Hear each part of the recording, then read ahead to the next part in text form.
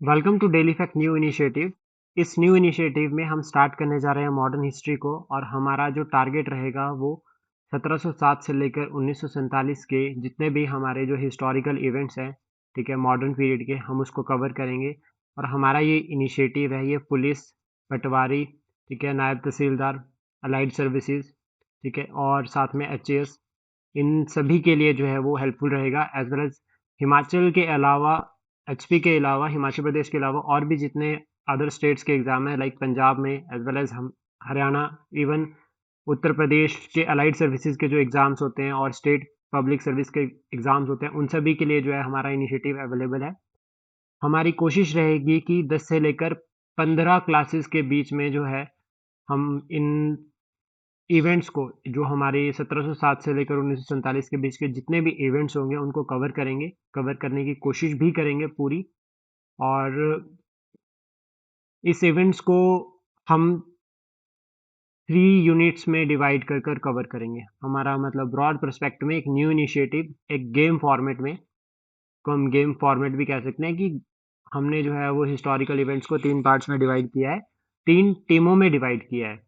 तो सबसे पहली टीम जो है वो आपकी नेटिव रूलर्स होंगे, मतलब हमारे यहाँ के जो प्रिंसली स्टेट्स हैं, एज वेल एज जो मुगल वंश है वो इसमें इंक्लूड होगा। प्लस सेकंड में हम इंक्लूड करेंगे फॉरेनर्स को, यानी कि जो बाहर से भारत में आए। और थर्ड जो होगा वो होगा आपका कॉमन मैन। ये टारगेट रहेगा। इन 3 फॉर्म्स में जो है, मतलब इन 3 टीम्स के थ्रू हम मॉडर्न हिस्ट्री को कवर करेंगे। जो हमारा टारगेट रहेगा वो पूरा का पूरा मॉडर्न हिस्ट्री को इन 3 फॉर्म्स के थ्रू कवर करना रहेगा, ठीक है। इसकी शुरुआत, मतलब बेसिकली हम जो शुरुआत करेंगे वो हम लेटरल मुगल्स के साथ करेंगे, यानी कि हम जो नेटिव रूलर्स हैं सबसे पहले उनको कवर करेंगे। और नेटिव, अगर हम मुगल्स की बात करें, नेटिव रूलर्स की अगर हम बात करें, तो मुगल से शुरुआत करते हैं। तो बाबर के अराइवल से 1526 में जो है वो मुगल वंश की शुरुआत होती है। और 1707 यानी कि औरंगजेब की डेथ तक की जो फेज है, 1526 से लेकर 1707 तक की जो फेज है, इसको हम राइज ऑफ मुगल एम्पायर कहते हैं भारत में, मतलब अर्ली मुगल्स भी इन्हें कहा जाता है। और इसमें जो है वो मुगल एम्पायर का राइज हुआ है कि एक दिल्ली से लेकर लगभग पूरे भारत पर मुगल वंश का रूल।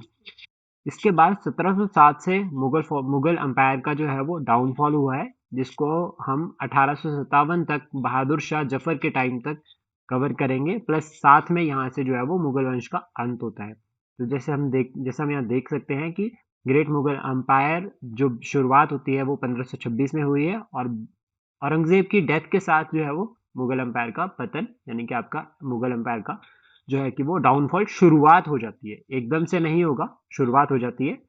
और जो ये पीरियड है 1707 से लेकर 1767 1761 तक का, ये जो पीरियड है, इस फेज में जो है वो कहीं ना कहीं जो राइज ऑफ ऑटोनॉमस स्टेट्स, यानी कि आपकी जो इंडिपेंडेंट स्टेट्स मुगल एम्पायर से टूटकर जो बनी है, ठीक है, वो सब इसमें कवर अप होगी।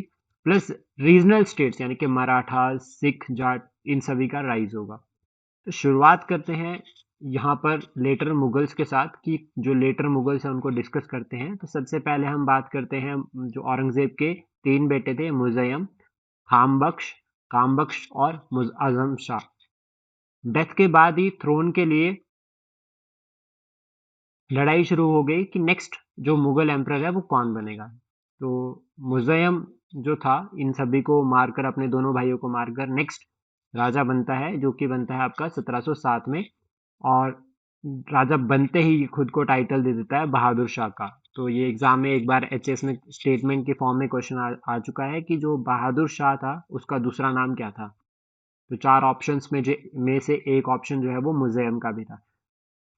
बहादुर शाह को सपोर्ट किया जुल्फिकर खान ने। जुल्फिकर खान नॉबल था मुगल एम्पायर में, ठीक है। और काफ़ी सारी पॉलिसीज जो है वो जुल्फिकर खान ने फॉलो की है एज अ वजीर। जो है इसने वजीर के लिए, मतलब एज अ वजीर जो है वो मुगल एम्पायर में काम किया है। और रिलीजियस पॉलिसी अगर हम बात करें तो काफ़ी जो है कि हाफ हार्टेड, मतलब पूरे दिल से बहादुर शाह के टाइम पे कुछ भी नहीं हुआ है। इसने हर जगह कोशिश करी मुगल एम्पायर को संभालने की, कंट्रोल करने की, बट उतना सक्सेसफुल नहीं हो पाया। और 1712 में इसकी मृत्यु हो गई। इसके टाइम पे जो है 1708 में 1708 में जो है वो गुरु गोविंद सिंह जी की डेथ हो जाती है, जिसके बाद जो सिख जो है वो अंडर बंदा सिंह बहादुर जो है वो रिवोल्ट करते हैं अगेंस्ट मुगल एम्पायर। तो यानी कि बहादुर शाह जफर को जो सबसे पहला चैलेंज मिलता है वो बंदा सिंह बहादुर की फॉर्म में मिलता है, और वो काफ़ी कोशिश करता है जाट लोग की मदद से लेकर जो है वो आपका सिख रिवोल्ट को सप्रेस करने के लिए, बट वो सक्सेसफुल नहीं हो पाता है। ठीक है, और जो आपका एक हिस्टोरियन हुआ है काफ़ी खान, इसने जो है मुगल हिस्टोरियन है ये, इसने जो आपका बहादुर शाह है उसको एक टाइटल दिया है शाह बेखबर। ये टाइटल देने का रीज़न भी उसने बताया कि बहादुर शाह ने जागीर्स जो है वो सभी को, अब मैक्सिमम जो राजा लोग थे उन सभी को जागीर दी है, प्लस हाई मनसबदारी मनसबदारी जो होता है मनसब यानी कि हायर रैंक जो है अथॉरिटीज को दिया है, और विदाउट एनी काइंड ऑफ, जिसमें हम कह सकते हैं कि इतनी आउटपुट नहीं हुई जितने इसने इनपुट की कोशिश की है, कि जागीर देकर जो है राजाओं को जीतने, उनको खुश करने की कोशिश की ताकि जो है वो मुगल एम्पायर बचा रहे, बट इससे जो है वो जागीरदारी क्राइसिस की शुरुआत भी हुई है। नेक्स्ट जो रूलर बनता है वो जहांदर शाह बनता है। जहांदर शाह को सपोर्ट किया जाता है जुल्फिकर खान ने ही जहांदर शाह को सपोर्ट किया है, और जहांदर शाह का जो पीरियड है वो 1 साल का रहा है, सिर्फ 1 साल, 1 ईयर, यानी कि इतना ज़्यादा इसके पास इतना समय नहीं था। और जहांदर शाह के टाइम पे अगर हम कहें तो ये फर्स्ट पपेट किंग था, इसको जुल्फिकर खान ने ही सपोर्ट किया था। और इसके टाइम पे जो सबसे इम्पोर्टेंट इवेंट हुआ है कि जो शाहू जी की अगर हम बात करें, शाहू जी को रिलीज तो किया था बहादुर शाह ने शाहू जी को रिलीज कर दिया था, but not accepted as Maratha king. But उन्होंने जो है कि मराठा किंग या मराठा सरदार जो है वो बहादुर शाह ने शाहू जी को नहीं एक्सेप्ट किया था, जिसकी वजह से जो है मराठास में जो गद्दी के लिए स्ट्रगल शुरू हुआ था। बट यहाँ पर जुल्फिकर खान ने क्या किया है, शाहू जी को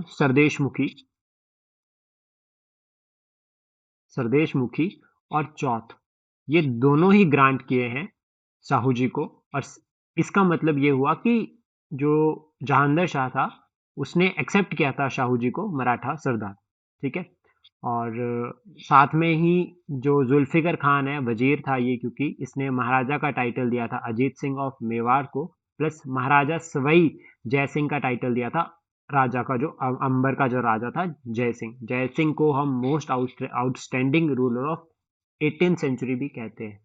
ये बहुत इंपॉर्टेंट है, और ये एनसीईआरटी बिपिन चंद्रा में मेंशन्ड है इसके बारे में। और स्वदेशमुखी ग्रांटेड, साथ में इकोनॉमिक जो कंडीशन थी, फाइनेंशियल कंडीशन थी, उसको सुधार करने के लिए जो है वो जागीरदारी और ऑफिसर्स के ऊपर भी जो है वो थोड़ी बहुत कंट्रोल किया गया, प्लस साथ में करप्शन को टैकल करने की कोशिश की गई, ट्रांसपेरेंसी लाने के लिए जो है काफ़ी इनिशिएटिव्स जो है जुल्फिकार खान ने उठाए, बट वो इतना सक्सेसफुल नहीं हो पाया। जुल्फिकार खान के टाइम पे एक इम्पॉर्टेंट इवेंट जो एक इम्पॉर्टेंट इनिशिएटिव जो किया गया है वो है ijara revenue farming system.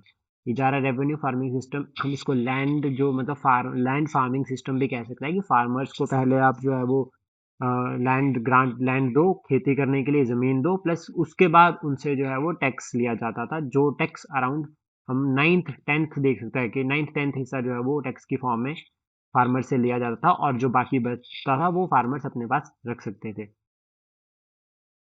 Jahangir Shah और जुल्फिकार खान, इन दोनों को मारकर फारूक सियार जो है वो नेक्स्ट मुगल एम्परर बनता है 1713 में। जहांगीर शाह का जो पीरियड है वो 1 साल ही रहा है। ठीक है, और जो फारूक सियार जो इतना स्ट्रांग नहीं था, इसको सपोर्ट किया था सैयद ब्रदर्स ने। सैयद ब्रदर्स आपके दो भाई हुए हैं, ठीक है, सैयद अब्दुल्ला खान और हुसैन अली खान।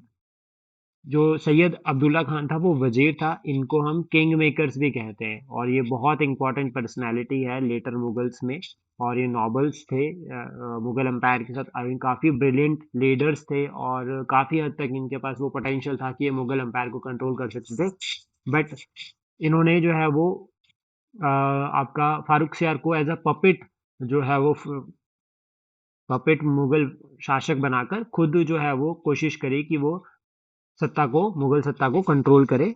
इन्होंने जो है वो आपका जुल्फिकार खान और जुल्फिकार खान प्लस जो आपका जहांगीर शाह, उन दोनों को तो मार दिया था, बट सैयद ब्रदर्स ने कोशिश करी जाटों के साथ, राजपूतों के साथ, और इवन लाइक सिख हम जो रिवोल्ट थे उनको भी कंट्रोल करने की कोशिश करी। इसमें जो है बंदा सिंह बहादुर को 1717 में जो है कि फारूक सियार सैयद ब्रदर्स की हेल्प से जो है कि मार देते हैं। ठीक है, इसमें मराठास का रोल भी काफी इंपॉर्टेंट रहा है। नेक्स्ट इसके बाद हम फारूक सियार की बात करें तो 1717 में फारूक सियार ने ईस्ट इंडिया कंपनी को जो है कि कस्टम ड्यूटीज जो थी वो पूरी की पूरी फ्री कर दी थी।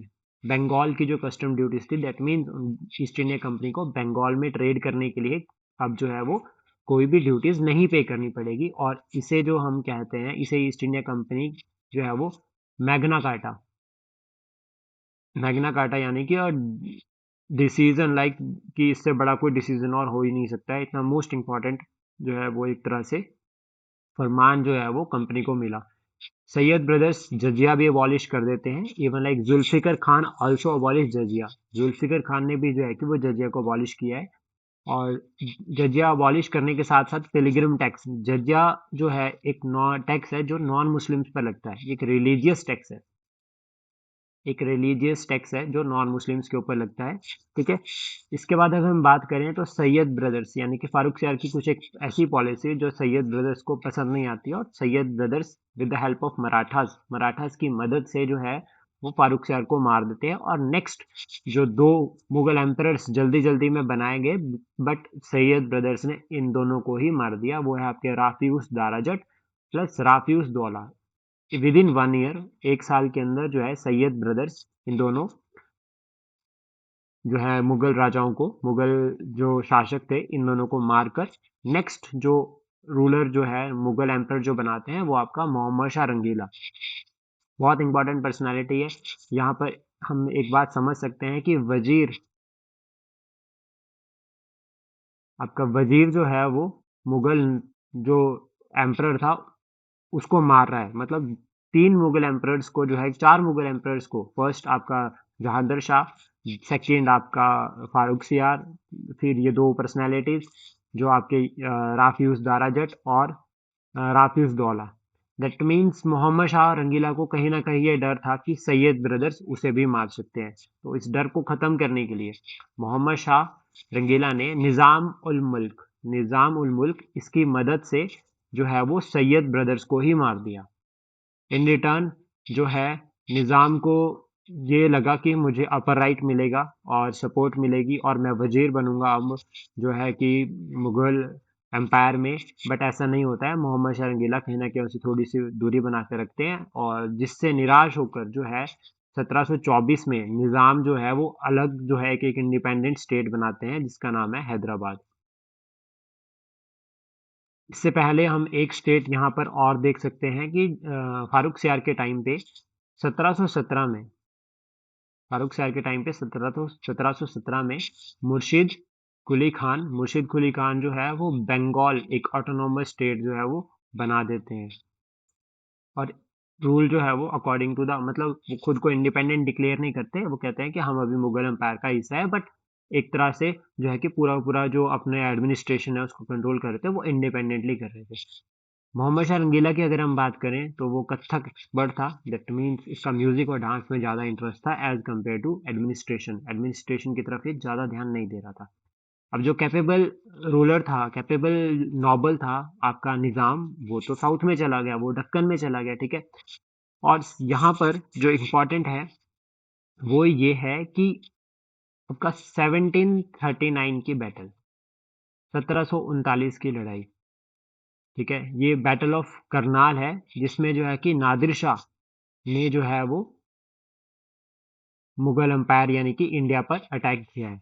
नादिर शाह इन्वेजन भी हम इसको कहते हैं। लेकिन इससे पहले हम अगर थोड़ा सा पहले अगर चलते हैं तो थोड़ा सा 2 साल पहले अगर हम बात करें तो 1737 1737 में मराठास ने, साउथ से मराठास ने दिल्ली पर अटैक किया।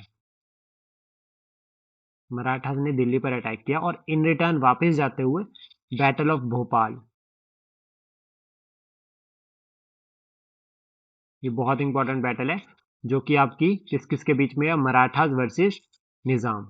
ये काफी इंपॉर्टेंट बैटल है, ये भी हुई है, जिससे जो है वो दिल्ली जो रीजन था वो कमजोर हो गया था, मतलब मराठास की रेड से भी जो है वो दिल्ली कमजोर हो गया था।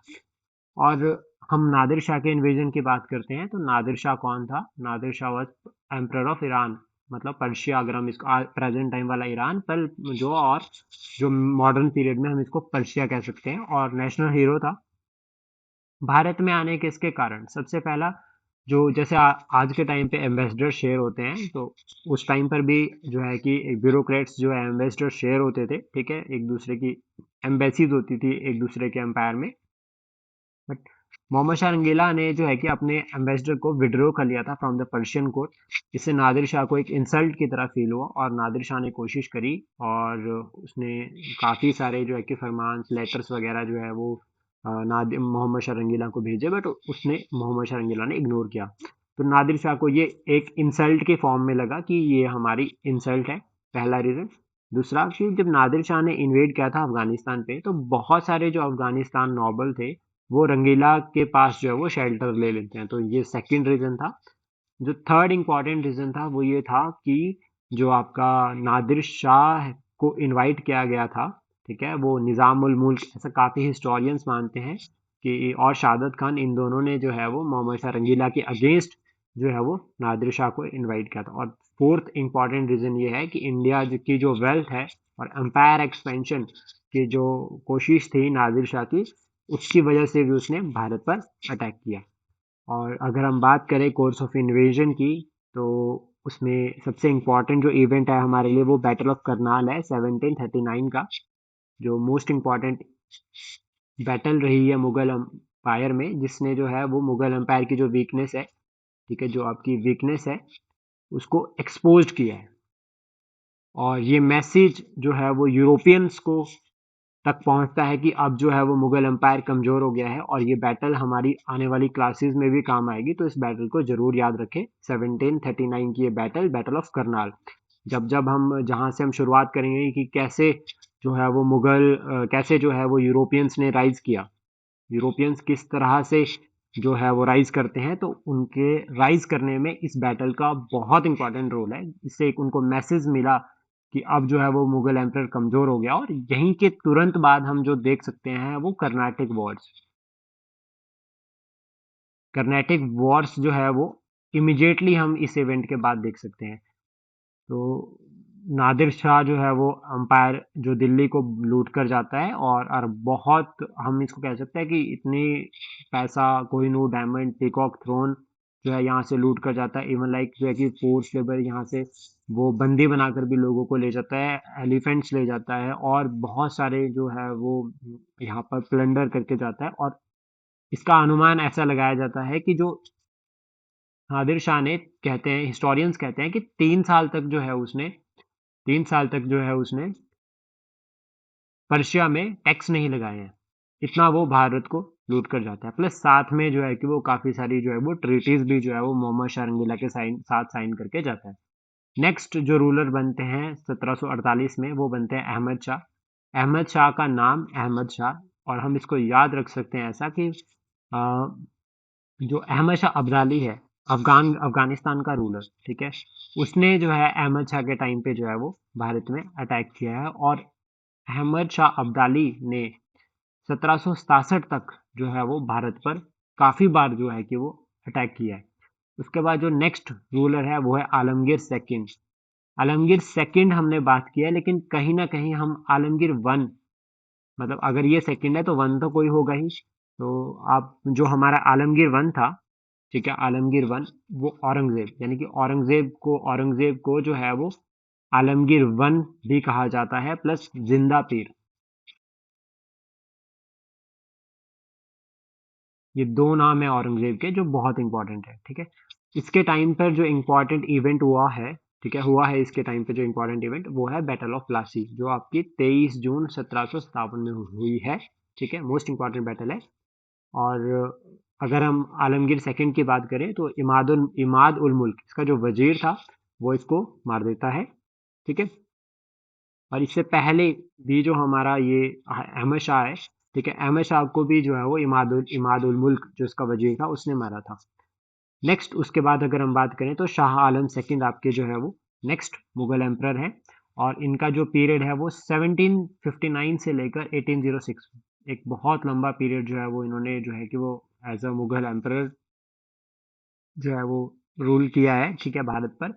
बट इसमें हम ये कह सकते हैं कि इनका रूल जो है वो किया ना किया एक बराबर ही है। इनके टाइम पे जो इंपॉर्टेंट इवेंट हुए हैं वो बैटल ऑफ बेदरा है,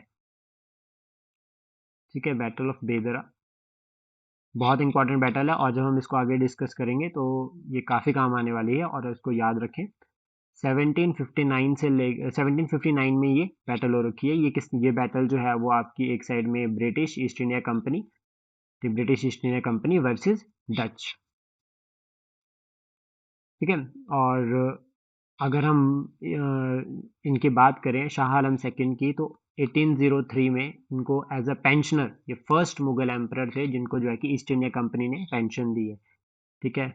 और बैटल ऑफ बक्सर में जो है कि 1764 की जो आपकी बैटल ऑफ बक्सर हुई है, उसमें एक जो तीन जो नवाब थे, ठीक है, एक बंगाल का नवाब, ठीक है, प्लस सेकंड आपका शाह आलम सेकंड, और जो थर्ड अगर हम बात करें तो शुजाउद्दौला, ये तीन पर्सनालिटीज जो है वो बैटल ऑफ बक्सर में इन्वॉल्व थी अगेंस्ट ईस्ट इंडिया कंपनी। तो Shah Alam second was personality जिसने जो है कि वो ट्रीटी ऑफ 1765 में ट्रीटी ऑफ अलाहाबाद अलाहाबाद की जो ट्रीटी है वो भी साइन की है, ठीक है।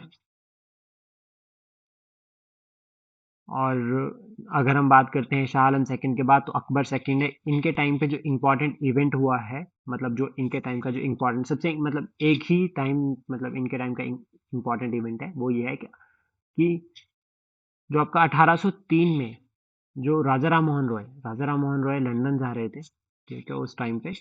तो जो राजा का टाइटल है वो अकबर सेकंड ने राजा राम मोहन रॉय को दिया है, बहुत इंपॉर्टेंट यही है। और हिंदू मुस्लिम यूनिटी के लिए कहीं ना कहीं जो है कि अकबर सेकंड का थोड़ा बहुत रोल रहा है, उन्होंने हिंदू मुस्लिम यूनिटी को प्रमोट किया है। उसके बाद जो लास्ट जो मुगल एम्परर है वो है बहादुर शाह जफर। बहादुर शाह जफर 1837 में जो है वो मुगल एम्परर बनते हैं, और 1857 तक इन्हें हम leader of the revolt of 1857 भी कहते हैं, कि जो 1857 का जो लीडर ऑफ रिवोल्ट,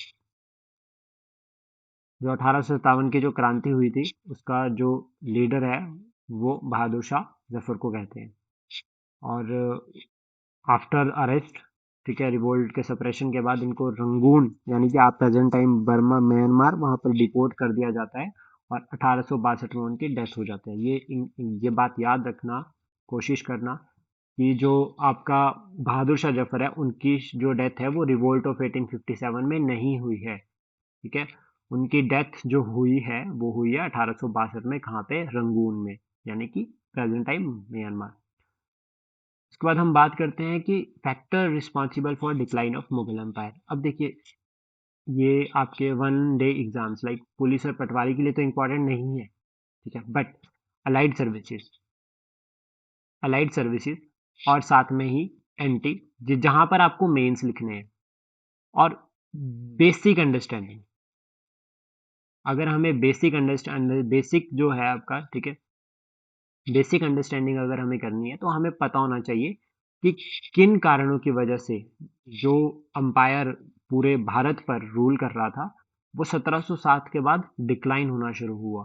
तो सबसे पहला रीजन जो है वो है nature and policy of Aurangzeb, मतलब औरंगजेब की पॉलिसीज, जैसे कि उसने जो है वो ऑर्थोडॉक्स था, ठीक है, और हिंदू पॉलिसीज, मतलब जो आपका राजपूत थे और अदर जो जैसे हम कह सकते हैं कि जो मराठाज हो गए, उनके अगेंस्ट जो उसकी पॉलिसीज थी, उसकी वजह से जो है वो हेट रूल, मतलब एक तरह से प्रोस्पेरिटी जो है वो सोसाइटी से, प्रोस्पेरिटी की अगर हम बात करें सोसाइटी से, वो खत्म हो रही थी। प्लस औरंगजेब की पॉलिसी में अगर हम एक अदर एस्पेक्ट जोड़ें तो वो है दक्कन पॉलिसी। औरंगजेब की गोलकुंडा और बीजापुर, ये दो रीजन्स को कंट्रोल में बहुत सारा जो है वो आपका फाइनेंसिस जो है, और मुगल जो ट्रेजरी थी उसके ऊपर काफ़ी जो है इसका असर पड़ता है। प्लस रेवेन्यू कलेक्शन पर भी काफ़ी असर पड़ा है। जमींदारी क्राइसिस जो है वो औरंगजेब के टाइम से शुरुआत हुई है उनकी, ठीक है। और जो थर्ड रीजन है वो है वीक सक्सेसर्स, यानी कि औरंगजेब के बाद के जो मुगल एम्परर थे, ठीक है, बहादुर शाह, आपका जुल्फिकर खान, आपका फारूक सियार, मोहम्मद शाह रंगीला, ठीक है, आपका अहमद शाह, ठीक है, फिर आपका शाह आलम सेकंड, ठीक है, फिर आपका अकबर सेकंड, और फिर आपका बहादुर शाह जफर, यानी कि बहादुर शाह सेकंड। ये उतने कैपेबल नहीं थे जितने अकबर थे, जितने जहांगीर थे, जितने बाबर था। तो वीक सक्सेसर्स थे। साथ में जो नॉबल्स थे, उस टाइम के जो नॉबल्स थे वो वफादार हुआ करते थे। उस टाइम के नॉबल्स यानी कि बैरम खान, ठीक है, ये नॉबल्स जो लेटर मुगल्स में है, ये करप्शन, ठीक है, और साथ में खुद के बारे में ज़्यादा सोचना, इन सभी के कारणों के, इन सभी रीजंस के कारण जो यहाँ पे डी जनरेशन ऑफ नॉबिलिटी जो है वो मुगल एम्पायर में जो है कि जिसकी वजह से भी जो है वो मुगल एम्पायर का डिक्लाइन हुआ है। और अगर हम बात करें मिलिट्री वीकनेस, यानी कि अगर आप आज भी अगर हम आर्मी को सही से सैलरीज और अदर जो उनको वॉर टाइम या फिर पीस टाइम, या फिर उनको अगर हम कह सकते हैं कि जितने भी हमारे जम्मू कश्मीर या अदर एरियाज में सर्विस के जो एक्स्ट्रा अलाउंसेस मिलते हैं, अगर वो नहीं मिलेंगे तो उसे मिलिट्री वीकनेस के उसमें कंसिडर किया जाता है। और ये भी एक फैक्टर था जिससे जो है कि आपका जो है कि मुगल आर्मी उतनी स्ट्रांग नहीं रही थी, ठीक है, कि वो बड़े रिवोल्ट को या बड़ी वॉर को टैकल कर सके। और इसका एग्जाम्पल हम ये भी देख सकते हैं, इसका एग्जाम्पल हम यहाँ पर लिख सकते हैं कि बैटल ऑफ करनाल जो आपकी कब हुई थी, बैटल ऑफ करनाल हुई थी 1739। इस बैटल में जो है वो नादिर शाह ने इजीली जो है वो मुगल एम्परर मोहम्मद शर्मिला की बहुत बड़ी आर्मी को जो है वो अपनी छोटी सी आर्मी से हरा दिया था, ठीक है। फाइनेंशियल वीकनेस, जागीरदारी क्राइसिस, जैसे रेवेन्यू कलेक्ट नहीं हो रहा था, अगर नॉबल्स करप्टेड हो जाएंगे, आपके जागीरदार करप्टेड हो जाएंगे, तो वो सेंट्रल अथॉरिटी तक रेवेन्यू पहुंचने नहीं देंगे। और हम इसका एग्जाम्पल अगर हम देखें तो बंगाल रिच प्रोविंस बन रहा था, लेकिन जो सेंट्रल अथॉरिटी थी उसमें क्राइसिस शुरू हो गए थे। तो मतलब ये हुआ कि जागीरदारी क्राइसिस जो है वो फाइनेंशियल वीकनेस की तरफ जो है वो टर्न हुई है, जिसकी वजह से भी जो है वो मुगल एम्पायर का डाउनफॉल हुआ है, ठीक है। राइज ऑफ मराठास का राइज, मैंने आपको यहाँ पर एक इंपॉर्टेंट बैटल बताई थी 1737 की, बैटल ऑफ भोपाल। ये जो बैटल है, ठीक है, इसने मुगल एम्पायर को जो है कि वो नादिर शाह के अटैक के लिए जो है कि वो एकदम से जो है कि वो तैयार कर दिया था कि अब जो है वो मुगल एम्पायर पर जो है कि साउथ इंडिया से, अभी अगर हम देखें तो नॉर्थ, हमें वेस्ट से हमेशा अटैक देखने पड़े हैं, बट मराठास की रेड, जो फ्रिक्वेंट रेड वो नॉर्थ में कर रहे थे, उसकी वजह से भी जो है कि वो मुगल एम्पायर का जो डाउनफॉल देखा जाता है, ठीक है। और नेक्स्ट अगर हम बात करें कि राइज ऑफ रीजनल पावर्स यानी कि आपके जाट, ठीक है, आपका सिख अम्पायर जो है कि वो आफ्टर औरंगजेब डेथ, बंदा सिंह बहादुर ने जो है कि वो मुगल्स को काफ़ी परेशान किया है, बहादुर शाह और आपका जुल्फिकर खान, बहादुर शाह, जहांदर शाह और फारूक सियार, ठीक है। और अगर हम बात करें अवध का राइज हुआ है, ठीक है। तो ये सब कारण है जिनकी वजह से जो है वो मुगल एम्पायर का डाउनफॉल हुआ, और हम 1857 के साथ जो देख 1857 के साथ कंप्लीट जो है वो मुगल एम्पायर का अंत हो जाता है भारत में। So that's it for today. Thank you. Please share, support and subscribe daily fact. This is our new initiative, ठीक है। और हमारे जो नोट्स हैं आपको हिंदी और English, Hindi as well as English, इन दोनों फॉर्म्स में पीडीएफ फॉर्म में आपको जो है वो हमारे टेलीग्राम चैनल पर मिल जाएंगे। हमारा टेलीग्राम चैनल जो है वो @newspaper facts।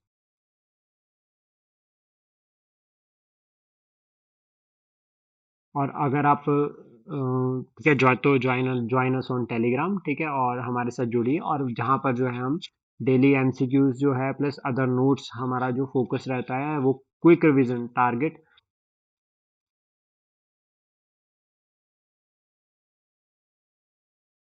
हमारा फोकस है, जिसमें मैक्सिमम हम कोशिश कर रहे हैं ये एमसीक्यूज है, ठीक है। हमारी जो कोशिश रहती है वो 5 to 10 एमसीक्यूज की है कि डेली हम जो है वो 5 से 10 एमसीक्यूज को कवर करें। तो हमारे साथ जुड़े। और that's it for today. Thank you.